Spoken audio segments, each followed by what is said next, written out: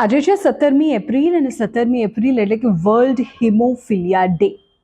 આ હિમોફિલિયા શું છે તેની મારે તમને વાત કરવી છે ને કેટલી ગંભીર બીમારી છે તેની તમને વાત કરવી છે। આ એક એવી ગંભીર બીમારી છે કે જેમાં જો નાની અમથી પણ ઈજા થાય ને તો જીવલેણ સાબિત થાય। ગુજરાતમાં આ બીમારીને લઈને આંકડા ચોંકાવનારા છે, એટલે આ આખો વિડીયો ધ્યાનથી સાંભળજો।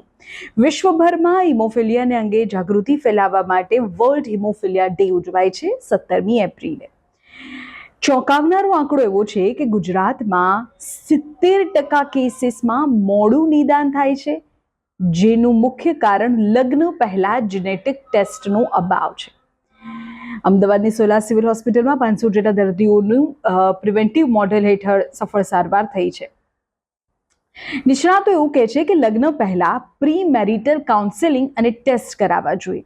આપણે તે સામાન્ય રીતે કુંડળી અને જન્માક્ષર મેળવવામાં આવે, પણ આ પ્રકારે ટેસ્ટ કોઈ થતા નથી। કુંડળી અને જન્માક્ષરમાં તમે માનતા હોય તો એમાં કંઈ જ ખોટું નથી, પણ અત્યારે જે પ્રકારે બીમારીઓ વધી રહી છે, આપણી લાઈફસ્ટાઈલ ચેન્જ થઈ રહી છે, ભવિષ્યની ચિંતા આપણે કરીએ છીએ, તેને જોતાં કેટલાક ટેસ્ટ પણ અનિવાર્ય છે અને તેમાંનો જ એક આ ટેસ્ટ છે હિમોફિલિયા। હિમોફિલિયા એક વારસાગત બીમારી છે, જીનેટિક બીમારી છે। આ બીમારીમાં શરીરમાં લોહી જમવા માટે જરૂરી પ્રોટીનની ઉણપ હોય છે। એના કારણે શું થાય કે જો તમને કંઈક નાની પણ ઈજા થાય ને તો લોહી બંધ જ ન થાય। ગુજરાતમાં હાલ 3000 જેટલા દર્દીઓ છે।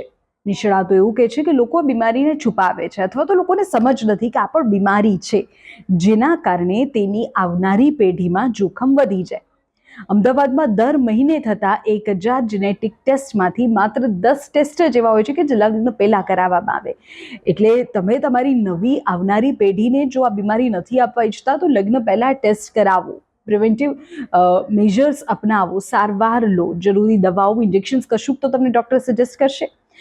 આવનાર બાળકમાં રોગને લાવતા અટકાવી શકાય છે અને એટલે જ લગ્ન પહેલા ટેસ્ટ કરાવવો જરૂરી છે।